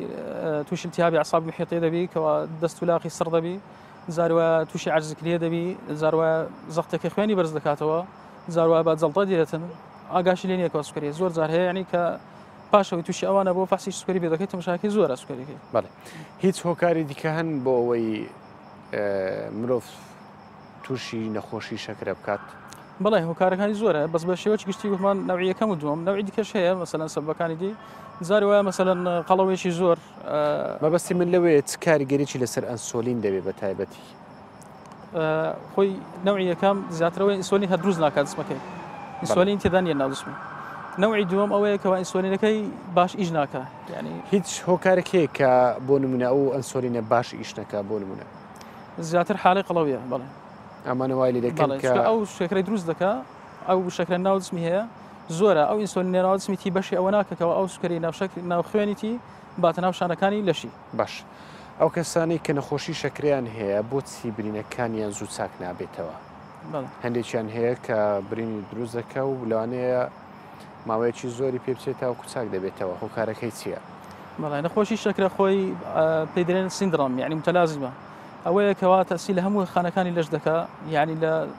لە پیستی دەرەی لە چاو دەرەی لە عسەبەکان دەرەی لە دڵ دەرەی لە سیەکان دەرەی تەسی لە هەمووی دەکە بەڕاستی فهەرجێک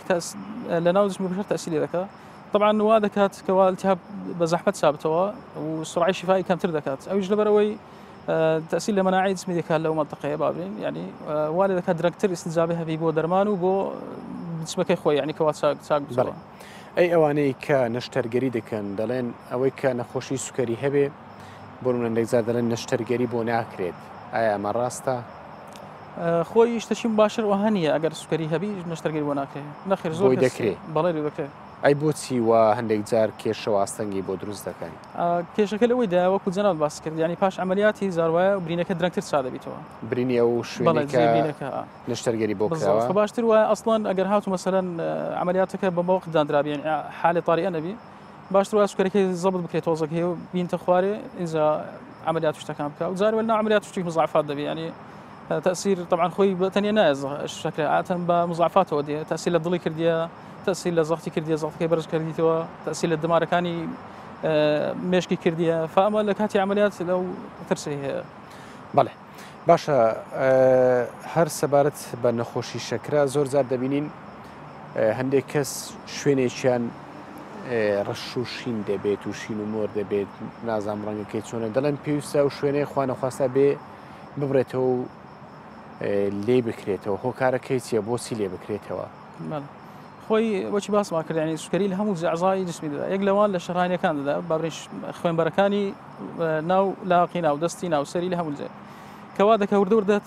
تەسک دەبی کە تەسک بوو ئیتر خوێن کەم بۆ ئەو جێ دەڕوا خوێن کەم بۆ خوێنی بۆ ناچێت بۆ شوێنە وردە شانەکانی وێندرێ تۆزێک زەعیف دەبن مەسەلەن لە لاق و دەست زاروای مۆکانی دەبیتەوە هەست بە ساربوون دەکات ئەنجا عەسەبەکانی وزارەی تووشی سڕبوون دەبی تووشی یعنی وا هەست دەکات وەکو سوستانەوەی وا هەیە لە وێندەرێ دەتوانیت بەر لەوەی ئەم حالەتە ڕووبدا چارەسەری بۆ بکرێت بەر لەوەی بگاتە ئەم حاڵەتەی بەڵێ خۆی ئەگەر هاتوو سوکەرەکەی لە زووکەوە تەشخیص بکرێت و علاجێکی باش بدرێت و ئاگای لە خۆی بیت یعنی پارێزی بکە بەردەوام بی لەسەر ڕێنمای پزیشکی عاتەن ئەوانە زۆر تاخیر توش دەبی یانش هەر توش نابی یعنی زۆر نەخۆشیە هەر توش نابیتن بەئاراز ئەو شکل نابی نەخۆشی شەکرە چارەسەری هەیە چارەسەر مەبەستم لەوەی نییە کە بۆ نمونە بەردەوام بێت لەسەر حەب خواردن و نازانم ئەوەی هەیە مەبەستم لەوەیە کە کۆتای پێ بهێنرێت و ئیترم نەخۆشی نەمێنێ يعني هتا ئێستا شتێکی وا علم نەگەشتا و حالەتێکەوە بێ سوکەری بمبڕی زەرعی پانکریاس هەیە دەکرێت لە دەرەوە بابرێن لە شوێنە پێشکەوتوەکان بەس ئەویش سەد نییە و سنتەرەشی زۆر پێشکەوتوی دەوێت ئەوە عاتەن بۆ نەوعیە کەمیشە نەوعی دووەم نییە ئەوەی بابرێن چکە خۆی نەوعی دووەم ئینسۆلینیان هەیە بەس جسمەکەی استفادە لەو ئینسۆلینەی ناکات بەڵێ لە چ حاڵەتێکی مەترسیە ئەو نمرەی کە دانراوە و دابەزینەکەشی بە هەمان شێوە کاریگەر لەسەر مرۆڤەکە دەبێت خۆی لە ئینسانی ئەوەی سوکەری نەبی عاتەن دەرێن لە سەتی هەتا 110 یعنی ئەو بێ خواردن ئەمە نۆرماڵە ئەوە نۆرماڵە و بە خواردن 140 تقریبا یعنی ئەو مەسموحەکەیە لە ئینسانی ئەوەی سوکەری هەبی تۆ زیاترە ئەو یعنی طبیعیەکەی یعنی ئەمە دەرێن بێ خواردن لە 150 کەمتر بی ئەو کۆنتڕۆڵە و لە 200 کەمتر بی لە پاش خواردن ئەوش کۆنتڕۆڵە ئەوانی سوکەریان هەیە بەڵێ ئەی نزمیەکەی نزمەکەی تقریبا چەند بۆ منە زیاتر نێتە خوارەوە لە ئینسانی طبیعی دەرێن لە هەفتای کەمتر نەبی نابیلەوە بێت زیاتر بەس ئەوانی سوکەریان هەیە لەبەرەوە جسمەکەیان فێرە سوکەریشی زۆر بۆ دائما فتقریبا يعني دەوری نۆهەتی ئینسان زاروە ئەو وانی سوکەریان هەیە بۆ ماوەی درێژ هەست بە عرازی دەکەن هەست بەکەن سەرسوڕە دەکەن تۆزێک هێرنجیان دێتن هەست بە ناڕەحەتبوونێکی دەکەن یعنی قەلبیان خۆش نابی فداری یعنی باشتر وە لە نهاتی کەمتر نەبی وانی سوکەریان هەیە تقریبا لەو حدود دەبیت. باشە دەگەڕێمەوە سەر ئەو هاوسەنجی خواردنە لە دوای ڕەمەزان ڕێنمایت بۆ کەسانە چیە کە نەخۆشی فشاری خوێنیان هەیە یاخود نەخۆشی شەکریان هەیە دوای ڕەمەزان چی بکەن چی بخۆن جەدوەلێکیان هەبێ بۆ خواردن یعنی خۆی کاتی کە جەژن هات مەسەلەن ئینسان دەست پێ دەکات ڕۆژی سێ زەمزەم خواردن دەخوات پێویستە وردە وردە دەست پێ بکاتەوە چونکە جسمەکەی وا فێر بووە بۆ ماوەشی زۆر کەوا 30 ڕۆژە فێرە 2000 خواردن بووە ئاتە خواردنەش کەمش زۆر ناخوات کە ناکاوە دێت خواردنێکی زۆر بخوا بلەخەص بەیانیەکەی و نیوڕانەکەی و هێوارەکەی جسمەکەی تحملی ئەو وەزعی ناکات یعنی معدە و گەدەی و ڕێخەڵۆڵەوانەی فتحملی ئەو ناکاوە ئەو خواردنە زۆرە بێت کەوا 30 ڕۆژە مرتاح بوو و تحمل ناکات فوردە وردە بگەڕێتەوە سەر خواردن. بەڵێ باشە دێمە سەر نەخۆشی دڵ نەخۆشی دڵ چییە و چۆن دروست دەبێ مرۆڤ چەند هەستی پێ بکە نیشانەکانی چین کە مرۆڤێک چی ئاسایی بزانێت کە نەخۆشی دڵی هەیە یاخود نیەتی. والله نەخۆشی دڵ خۆی زۆر زۆری هەیە ینی لە عەزڵەی قەلبی لە عەزەڵاتەکانی لە ماسوولکەکانی لە دەمارەکانی لە ئەو خوێنبەرانێکەوە دڵ خوێنی دەباتە بۆ دڵ نەخۆشیەکانی ئەو لە سەمامەکانە ینی ئەوەشی زۆرەیە دڵ مەشاکلی نەخۆشیەکانی دڵ بەس ئەوەی نیشانەکان چین بۆ منە کەسێک من باسیەوە ناکەم کەسێک پێویستی بە شەبەکە و باڵۆن و نازانم چی بێن منەوە کەسێکی ئاسایی هەبێت بۆی ئەو نیشانانە بزانێت لە نەخۆشی دڵی هەیە یاخود نیەتی خۆی احتیمال دەستە تەمەنی دەکات مەسەلەن ئەوانی تەمەنیان زۆر گچکێ تازە لە دایک بوو ئاتەم بە شین و مۆر بوونەوە دێتن ینی شین و مۆر دەبیتەوە تەنگە نەفەس دەبی لەوە خواردنەکەی باش ناخۆ لە خەس شیر خواردنوانە لە تەمەنی گەورە ئاتەم بە تەنگە نەفەسی دێت ژانی سنگی دەگری دڵە کوتە دەگریتن بێتاقەت دەبی زوو تەحملی زۆر جوهد ناکە مەسەن تۆزێک بڕۆم هیلاک دەبی مانی دەبی ئیشی قورس وەکو زاران پێ ناکرێ زیاتر عرازەکانی وایە. بەڵێ ئەی باست لە خواردن کرد ئەم کەم خۆراکێ کاریگەری لەسەر دڵ دەبێت ئەگەر ئینسان کەمی بخوات ئەگەر ئینسان کەمی بخوا شتێکی باشە ینی بەس داویزی بە فیتامین شتەکان بکاتەوە زارەوە مەسەلەن ئەگەر ڕژیمەکی زۆر قڕس بکەن مەبەستیم لەوەیە زیانی بۆ دڵ هەیە ئەگەر بە شێوەشی تەندروست بینە خێر زیانی بۆ دڵی ئەگەر کەم خواردن بی ینی بۆ کوڕجیم و تاویز بکرێتەوە بە فیتامینات و ئەم لا حۆشتانە بەس ئەگەر هات و بە شێوەشی تەندروست نەبیتن بەڵێ تەسیر دەکات. باشە چۆن بزانێ هەموو ڤیتامینەیە خواردووە کەسێک ینی ئەمە ئاتەن کە پێیان دەڵێن سەوزەمیەوە زۆر خۆن ئەوانە فیتامیناتیان زۆر تێدا کە ئینسان ڕجیمە چی دەکات دەبێت بۆ ئەوەی تاویز بکاتەوە وەیە خواردن نەخوات باشە یعنی کەم بخوا بەس دەبێت تاویزی کاتەوە بە سەوزە میوە تۆزە کاربۆهیدرات بخوا پرۆتینی بخوا بەس ئەگەر هیچ زێز نەخوا طبعا وردە وردە یعنی فیتامین B3 کەم دەبیتەوە B12 کەم دەبیتەوە B9 کەم دەبیتەوە هەتا زاروە ماسوولکەکە دڵی زەعیف دەکات یعنی ئەو شێ. بەڵێ باشە زۆر زار دەبینین کەسێک سینجی دێشێ هەر کەسێک سینجی بێشێ ئەو دەرە لەوانەیە دڵم بێشەیان نازان نەخۆشی دڵم هەیە ئایا هەموو سینگی ئێشانێک نیشانەیە بۆ ئەوەی کە ئەو کەسە نەخۆشی دڵی هەیە نەخێر سنگ هێشە زۆری جار هەر تەشەنوزاتی ماسوولکەکانیتی زاروایە هێزکەکەیتی دێشێ زاروایە سیەکانیتی مەسەن تووشی التیهاب بووە شەرنی ئیلا نەخۆشی دڵ تووشی ژانە سنگکە زۆر شتی دیکە هەیە زاروە حتا ڤایرۆسەکە گەل لە دەمارەکانی سنجی بدا ئەوش تووشی ژانێکی زۆر بەقوت دەکات شەکوای ئەوەی کە سنگی دێشێ دەبی وردە وردە ینی ئیشەشی باشی بەو کرێت بزانانی سەبووی ژانی سنگی چییە چکە هەمویان ئەوە نییە معناوە نەخۆشی دڵی هەبێت. بەڵێ ئەی شەبەکە و باڵۆن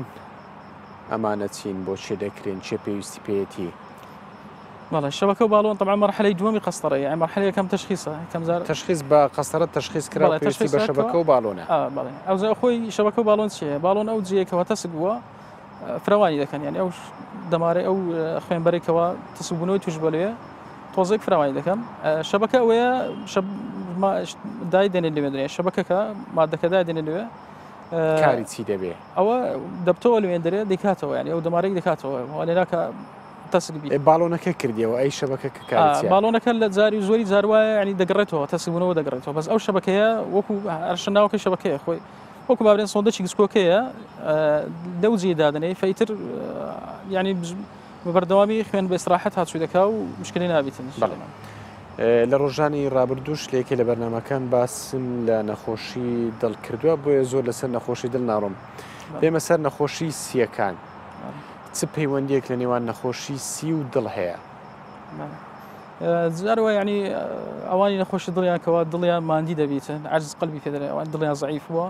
ئەو لە ناو سیەکانی خڕ دەبیتەوە و تووشی تەنگە نەفەس دەبن و هەروەها ئەوانە معرەزەندەوەی تووشی التیهابی بن ئەو هەر ئاو لێ خڕبەوە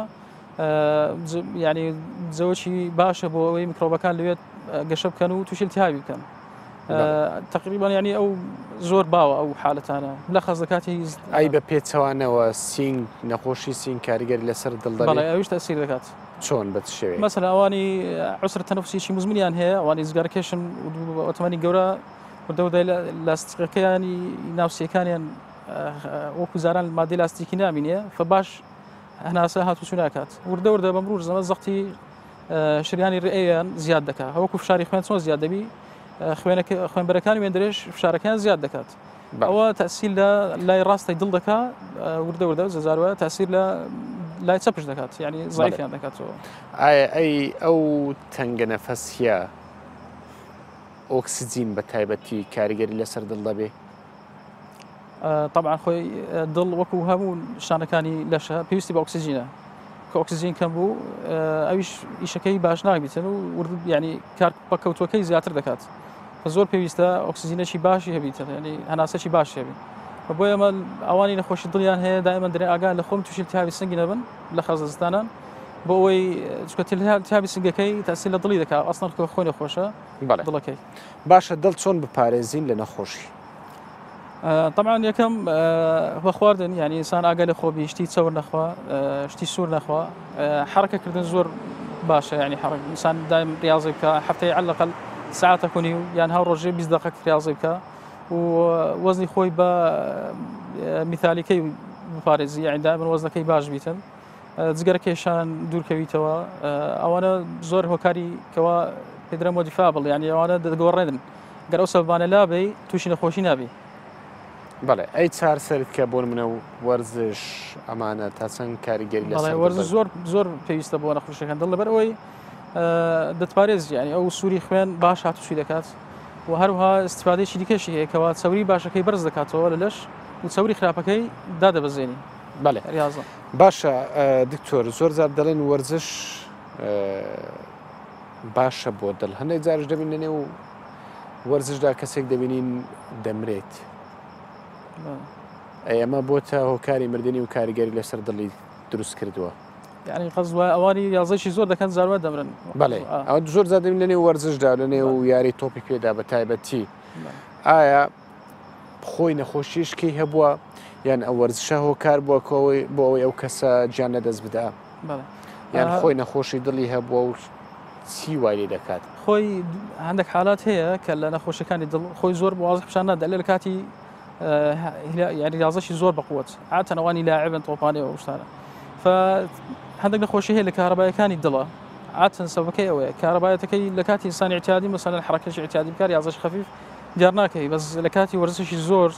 زاروا و کارەباکەی کەەوە ئەسڵەن خەلێری دیارکەتە هەیە بە دیار دەکەوی و ئەو باشە دکتۆر لە خواردنە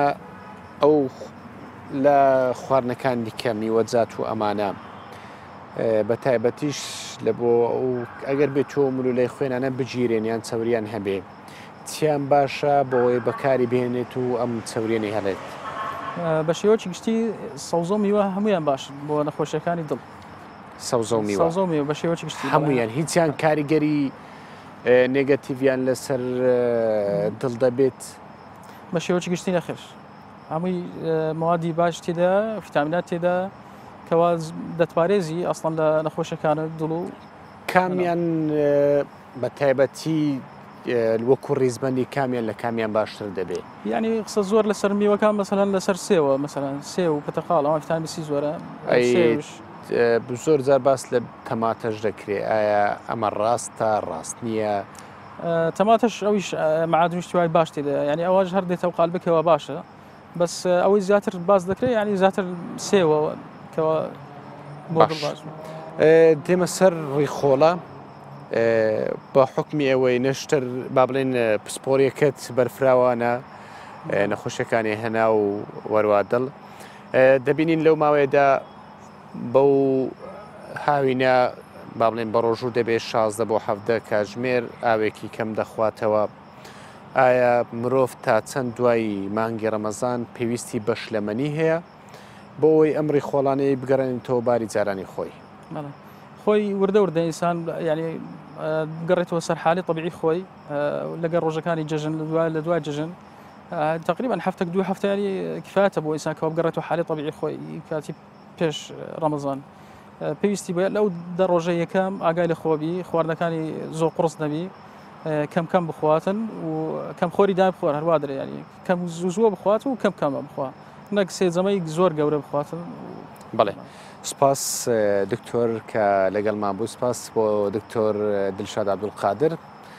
پسپۆری نەخۆشیەکانی هەناودڵ کە لە تەوەری دووەمی بەرنامەی پاشیف لەگەڵمان بووی سپاس بەڵێ بەرنامەی پاشیف هی ئەم شەو بە کۆتا هات وەکو لە سەرەتای بەرنامەی پاشیف ئاماژەم پێکرد وتم ئەگەر بێت و ڕۆژی سێشەممە ڕەمەزان بێت و با بڵێن بەردەوامی ڕەمەزان بێ بەرنامەی پاشیویش بەردەوام دەبێت بەڵام ئەگەر بێت و ڕۆژی سێشەمە بکرێت بە جەژن کە ئەمڕۆ دووشەمە دەبێتە دوایین ڕۆژی ڕەمەزان و دەبێتە دوایین بەرنامەی پاشیویش بۆی ئەگەر با بڵێن جەژن بێ ڕۆژی سێشەمە پیرۆزباییتان لێ دەکەم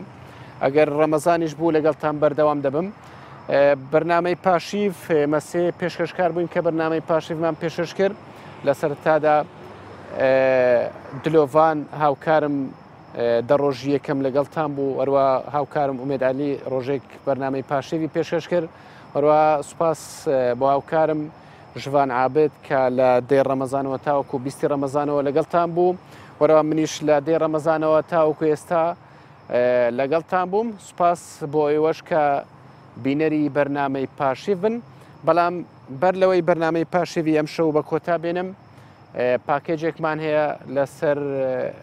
شەمزینان شاری شەمزینان لە باکووری کوردستان ئەوان سەر ڕای بەرزبوونەوەی پلەی گەرمی ئەوان بە ڕۆژ کار ناکەن بەڵکو لە ڕۆژدا پشوو دەدەن بەڵکو کارەکانی خۆیان خستۆتە شەودا بۆیە منیش بەو پاکێجە کۆتایی بە بەرنامەی پاشیوی ئەم شەو دێنم هەر لە خۆشیدا بن.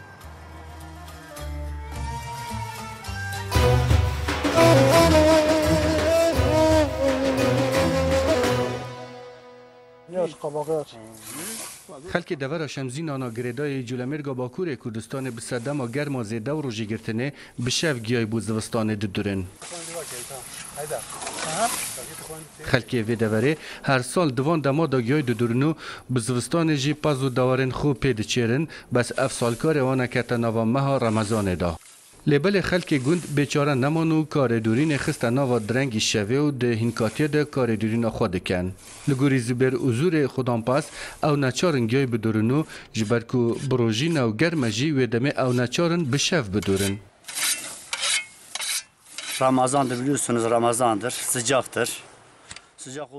سەدەما کو ئەم بشەوێ کار دیکەن ئەوە کو ڕەمەزانە و پڕ گەرمە ji ber germa zêde me karê xwe da şevê niha piştî xwarina fitarê em dest bi karî dikin heta nêzîkî saetên paşîvê piştî me paşîv xwarî em dixewîn heta êvarî êvarî jî wekî roja berê em piştî fitarê dest bi karî tê neve ji ber germê neçarîn pazê me hene dewarên me hene bo amadekariyên zivistanê em neçarîn kar bikin. به صدام کوکار سرکی خلک دور خودی کرنا پازاو جدار سرکی جیانوانه جی لوما او نچارن درین خوب بکن و دازها جی بکن و جا اگر کاروانا نبروش به بگمان اوی بشف به. گوار احمد کردستان 24